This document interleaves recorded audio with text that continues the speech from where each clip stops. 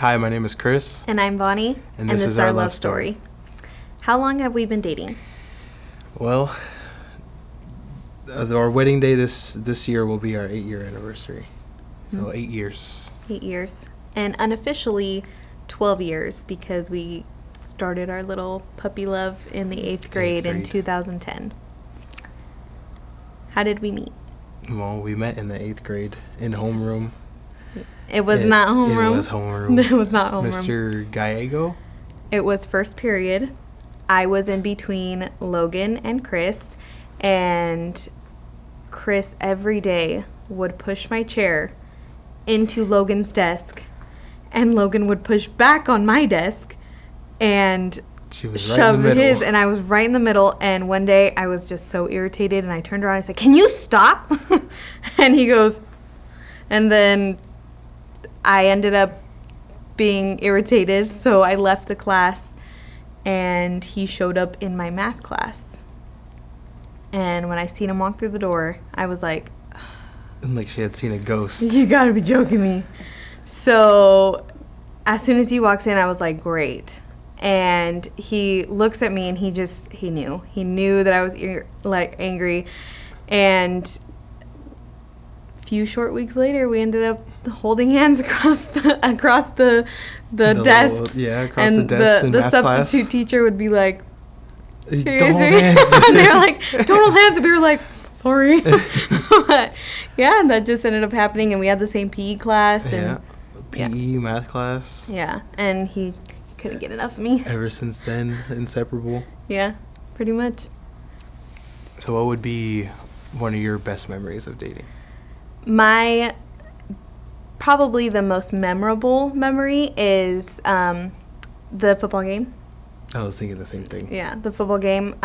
It was our senior year, and I was in the bleachers, and it was getting really intense. Chris was on O-line, and they had just did their big debacle, and I spot Chris on the field, and Chris spots me in the bleachers, and he throws a little heart up and gives me a kiss, and I was like, I caught it and then put it on my heart, and it was super cheesy, but it was one of the cutest memories ever, and it was just one of those memories that will forever be engraved in my brain. Yeah, I was gonna say that's probably my best early memory. Yeah, early memory for sure. And as cheesy as it sounds, my best recent memory would probably be when I proposed to you. Oh, for sure. Yeah. So. Yeah. And as stressful as it was my best memory recently.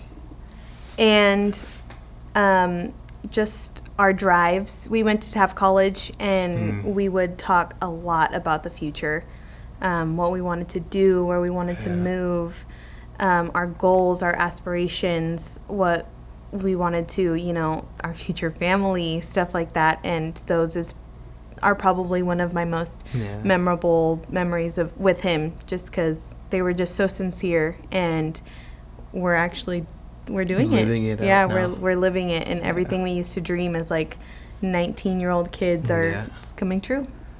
Even from way back when, we would say all those type of things. We were 13, 14, 15 years old. Yeah. Here we are a decade later, and he would text me these huge paragraphs, super cheesy, and I would wake up to them every morning, and they were just so cute. And I recently went through my computer and spotted them, or seen them again, and I read them all, and they were just super cute. And everything that he would used to say, you're the one, I'm gonna marry you, and look, sure enough, we're getting married. Yeah. Our proposal story. You first. Well, like I said, for starters, it was stressful. A lot of things took a left turn at first. It just, that day, I had the perfect plan until we got to our drive. We're doing our thing. We stopped at your grandma's. We get up the Grapevine.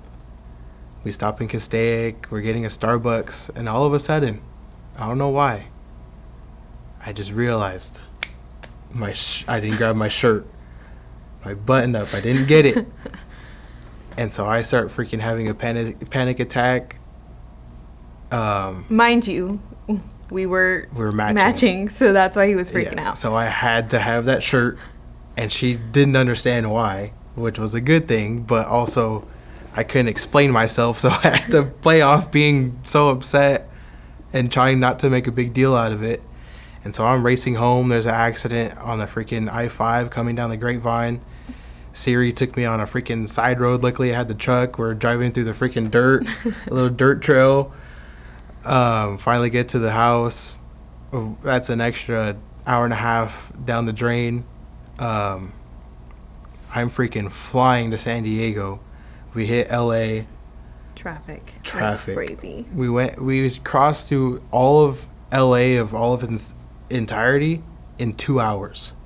I don't think you realize I could feel his anxiety building and like just the nervousness radiating off of his body, and I'm like, man, why is this guy so wired up? Like, we're just going to dinner. It's not a big deal. And I remember telling him, babe, we can stop at Ross and get you another Vonnie, Nope. You don't understand. We're matching. He's never been worried about matching before, and I was like, what the heck is wrong with him? So it was just so funny. Yeah. And then you were texting the whole time, and I was like, who is he texting? Like, who are you talking I think to? I blamed it on work. Yeah, you were like, oh, Gerardo's asking me where the keys are, where I left them, and blah, blah, blah. And I was like, oh, that's believable. Okay. And he ended up texting, like, the people he had rented marquee letters from them, and they were all waiting on us. Yeah. And 6 to 8 p.m. No, 5. 5 to 7 p.m. was my time block. And like I said, I don't think you realize it took us 2 hours to get through LA. I don't think so either. It took 2 hours. I was on my iPad. Yeah, going so the now whole we time. had 3 hour drive and still another 2 hours to go. So we get to San Diego at 6. So I'm already eating into our time block. Yeah. And we're checking into the hotel. I'm trying to grab all of our bags. She's just along for the ride. He tells me, Vonnie, as soon as we get there, go get ready, do your makeup, do whatever you need to do. We need to go. And I'm like, why are you such in a rush? Like, dinner is fine. If we have to wait, it's fine. He's like, we're doing something. And I'm like, and what are we doing? And he's like, we're doing something. And I was like, you need to tell me or else I'm going to get really upset and you don't want me to get upset. And he was like, we're going on a gondola ride. And I was like, oh, that's so cute. I was like, okay. So I go there and I start putting my stuff away and I start unpacking. Yep. Unpacking, taking my time, and I can just start feeling him get super nervous. And I was like, okay, maybe I should take this seriously. So we hop out. He's driving like crazy. He puts Siri on for the directions, and she says, turn right on Sunset Cliff Boulevard. And I'm like, Sunset Cliffs for a gondola ride? Because we've been to San Diego multiple times, so I was like, I know where Sunset Cliff is. I was like, this is a cliff. This is not a beach or like some river. So I was like, what's going on? So he pulls up on this like a four-way stop or a three-way stop? It was like an intersection of like a residential area. Yeah, and there's cars, a lot of cars, and he just flips it because he pulled up too much, and I saw the top of like some glowing letters. I saw it too. That's and why I was immediately I was like, what's going on over there? And he was like, before she could even say anything else, I turned the truck around. And he drives to like the top of the uphill incline, and I'm like, oh great, I'm wearing heels, my toes are sweating from his driving, and I'm just like, heels are all squeaky going down the freaking sidewalk. And I was like, oh gosh. And then on top of that, we had to wear masks. It was tail end of COVID, and it was just hot. And I was like, oh my gosh. And so we start walking, and I see the marquee letters, and I was like, look at that, huh? I was like, take some notes, huh? I was like, that's so cute. And he was like, oh, you think so? And I was like, yeah, it's so cute. Like, I would love to be proposed to like that. And he was like, take off your mask. And I was like, why? I can't. And he was like, take off your mask. And I was like, okay. So I started taking off my mask. And he goes, you know I love you, right?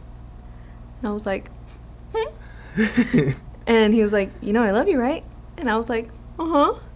And he was like, well, this is for you. And Cue the waterworks. Cue immediately. Waterworks. I'm sobbing.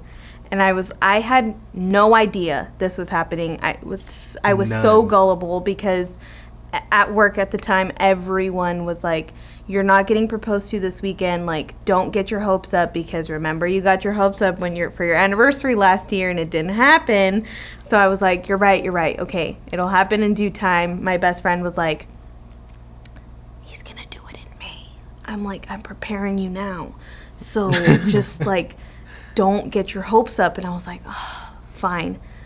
The whole time I was thinking, she lied to me. She lied to me.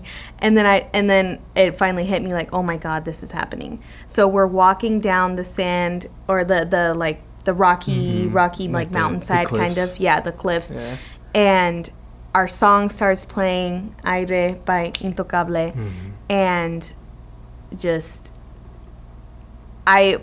when I think back to it now, like, I can see bits and pieces of it because I was so nervous. There was like a whole crowd of people around us. Yeah. We had a fire truck lighting their lights and tooting their horn. It was awesome. Like, when he got down on one knee, the fire truck like honked their horn, and then everyone started cheering, and I was so nervous. He was nervous, and I remember bits and pieces of like what you told me, and it was really cute. Yeah. So good job.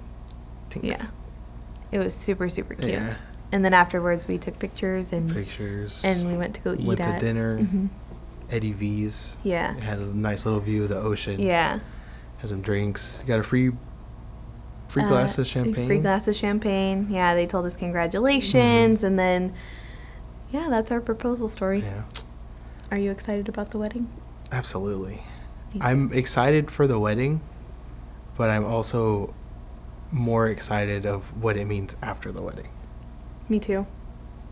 I think that I have heeded people's advice of don't take the wedding too seriously, take the marriage seriously. And I really, really, really recommend anyone who is an engaged couple to focus on the marriage. And the wedding is, even though it is important, you know, it's the day we say our vows, we promise each other to love each other for the rest of our lives. It's an important day, but what follows is more important. Your lives afterwards, because the day will be over, and what's more important is that you guys are happy, and that it's about love.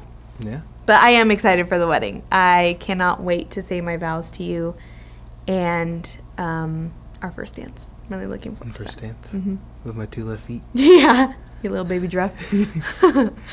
So how would you define love? I would define love as companionship and having trust and having just a best friend, because that's what you are to me, is my best friend. And love is such an important role in life, I feel. And it's nice to feel loved and to be loved and to also give love. And love is just so powerful, and it shouldn't be taken for granted. I agree. I think the way that I would define love is, I don't think consistency would be the word, but I guess unconditional would be the word. For sure. You know, choosing to love one another even when it's hard to. Choosing one another over everything else.